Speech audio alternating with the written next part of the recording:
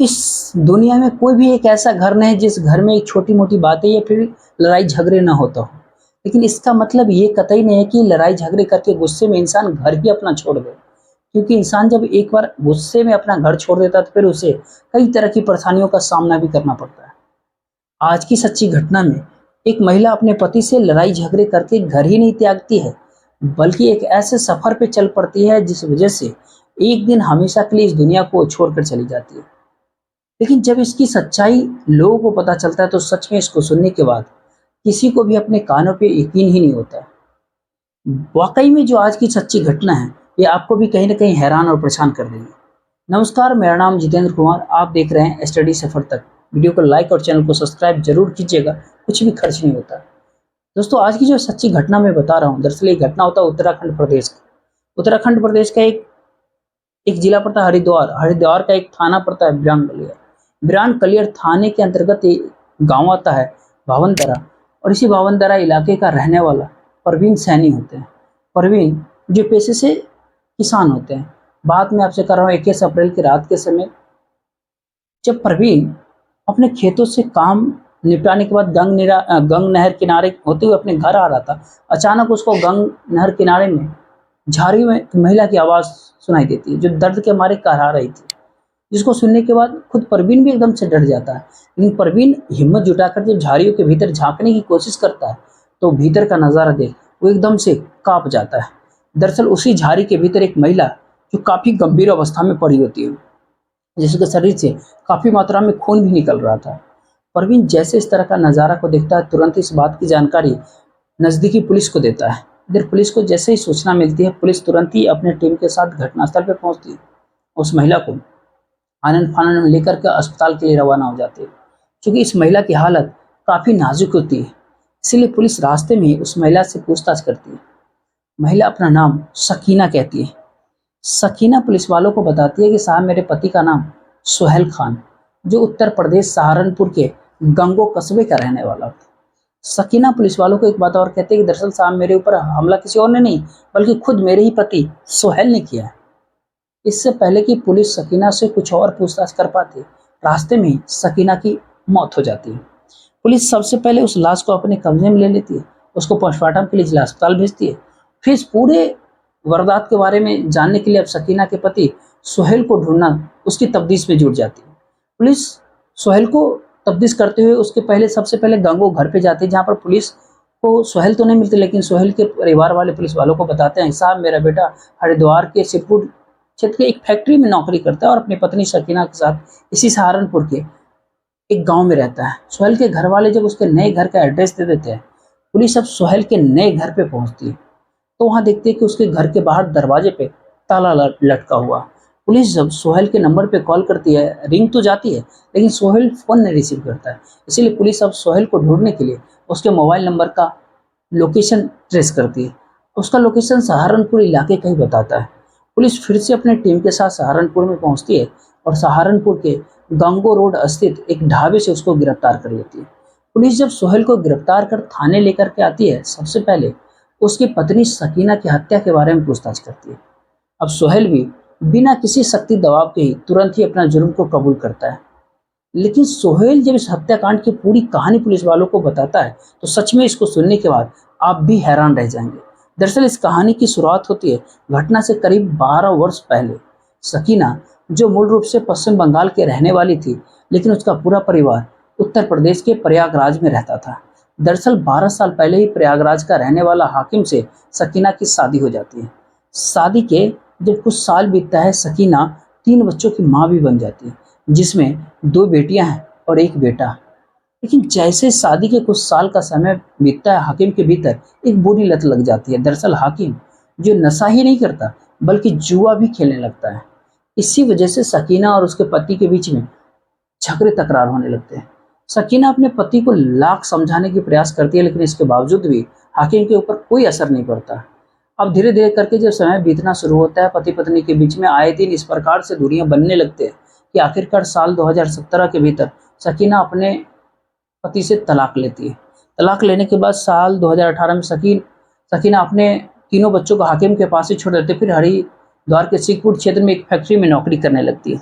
सकीना जिस फैक्ट्री में नौकरी करती है वहीं पर सकीना की मुलाकात सोहेल खान से होती है। सोहेल जो इस फैक्ट्री के भीतर पिछले करीब 5-6 सालों से काम कर रहा था। सोहेल और सकीना की जब पहली बार मुलाकात होती है, दोनों एक दूसरे से बातचीत करते हैं। लेकिन दोनों जब एक दूसरे से बातचीत करते हैं, कहीं न कहीं दोनों को दूसरे की बातें काफ़ी हद तक पसंद आती है, जिसकी वजह से सकीना और सोहेल के बीच में दोस्ती हो जाती है। जैसे ही दोस्ती होती है, उसके बाद से सकीना अपनी सारी सच्चाई सोहेल को बता देती है, जिसकी वजह से सोहेल को भी सकीना के ऊपर तरस आने लगती है और आखिरकार न चाहते हुए भी सकीना और सोहेल के बीच में प्रेम प्रसंग शुरू हो जाता है। सकीना और सोहेल के बीच में जब प्रेम प्रसंग शुरू होता है, उसके बाद से सोहेल अब सकीना से शादी करने का फैसला कर लेता है। लेकिन शादी करने के लिए सोहेल जब अपने परिवार वालों से बातचीत करता है, उसके घर के लोग इस शादी की अनुमति ही नहीं देते। लेकिन जब शादी की अनुमति नहीं मिलती है, सोहेल अपने घर परिवार वालों के खिलाफ जाकर सकीना से निकाह कर लेता है और शादी करने के बाद अपना घर छोड़ देता है और फिर इसी सहारनपुर के एक गांव में एक घर किराए पे ले लेता है और अपने पति सकीना के साथ रहने लगता है। शुरू-शुरू में समय बहुत अच्छे तरीके से गुजर रहा था। जैसे ही 3 साल का समय बीतता है, सोहेल भी 3 बच्चों का पिता बन जाता है, जिसमें 2 बेटियां होती हैं और 1 बेटा। लेकिन जैसे शादी के करीब 3 साल का समय बीतता है, दोनों के बीच में मनमुटाव होने लगता है, जिसकी वजह से सोहेल और सकीना के बीच में लड़ाई झगड़ा होना शुरू हो जाता है। दुनिया इस प्रकार से धीरे-धीरे बढ़ जाती है कि अब सोहेल सकीना से नफरत करने लगता है।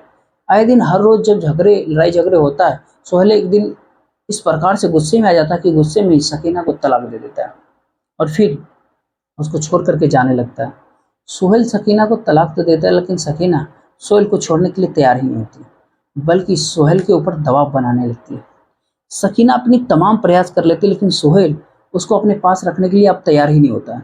इसीलिए सकीना सोहेल से अपना खर्चा मांगने लगती है, लेकिन सोहेल उसको खर्च देने के लिए भी तैयार नहीं होता है। अब शाम के समय जब सोहेल जब भी अपने घर पे जाता है, बात इस प्रकार से आगे बढ़ जाती है कि सोहेल और सकीना के बीच में अब मार पिटाई भी शुरू होती है। जब दोनों के बीच में मार पिटाई होने लगती है, सोहेल अपनी पत्नी से इस प्रकार से नफरत करता है कि अब वो सकीना को इस दुनिया से हटा देने का तय कर लेता है। उसके बाद से सोहेल सकीना को इस दुनिया से हटाने के लिए एक प्लान तैयार करता है और इसी प्लान के तहत सबसे पहले वो अपने पुराने घर पे जाता है और वहाँ से एक तेज धारदार हथियार खरीद कर लाता है। 21 अप्रैल को करीब शाम के समय जब वो अपने पत्नी सकीना के पास वो पहुँचता है, जाकर के उसको मीठी-मीठी बातें करता है।